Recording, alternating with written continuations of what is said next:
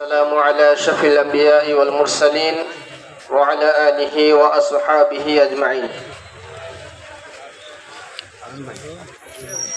সম্মানিত উপস্থিতি, আসসালামু আলাইকুম ওয়া রাহমাতুল্লাহি ওয়া বারাকাতুহু। আগামী জাতীয় সংসদ নির্বাচনে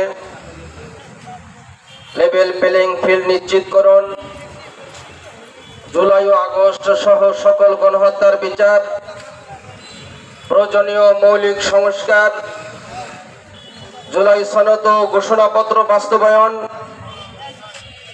জুলাই গণ অভ্যুত্থানের শহীদ ও আহত পরিবারের পুনর্বাসন, পিআর পদ্ধতিতে জাতীয় নির্বাচন এবং 1 কোটিরও বেশি প্রবাসী ভাইদের ভোট নিশ্চিতকরণ, এই 7টি দাবি আদায়ের লক্ষ্যে আগামী 19 জুলাই বাংলাদেশ জামাত ইসলামী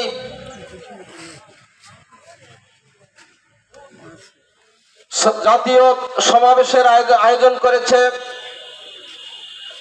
শহীদ সোহরাওয়ার্দী উদ্যানে।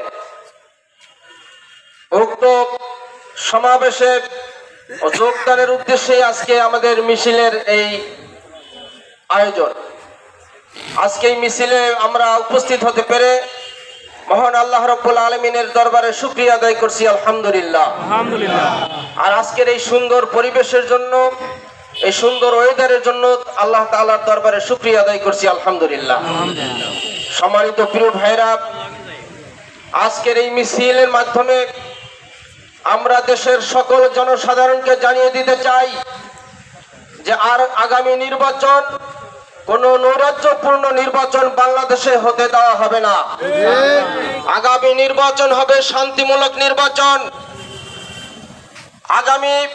আগামীর বাংলাদেশ হবে ইসলামের বাংলাদেশ, আগামী বাংলাদেশ হবে কোরআনের বাংলাদেশ।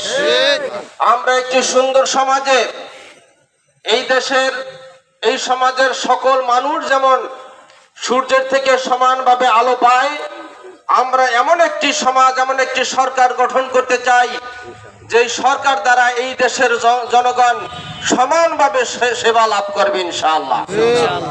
আমরা কোন নৈরাজ্যে বিশ্বাস করি না। আমরা আল্লাহর আইন এবং সৎ লোকের শাসন জমিনে কায়েম করতে চাই।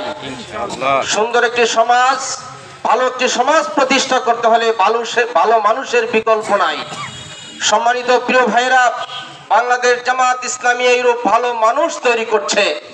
গত 5ই আগস্ট থেকে শুরু করে আজকের এই 10 মাসে কোন মানুষ, কোন মিডিয়া এটা প্রমাণ করতে পারবে না যে বাংলাদেশের কোন একটি জায়গায় বাংলাদেশ জামাত ইসলামীর কোন নেতা কর্মীরা চাঁদাবাজি করেছে, কোন লুটপাট করেছে, কোন দখলদারিত্ব করেছে, কোন হত্যা করেছে।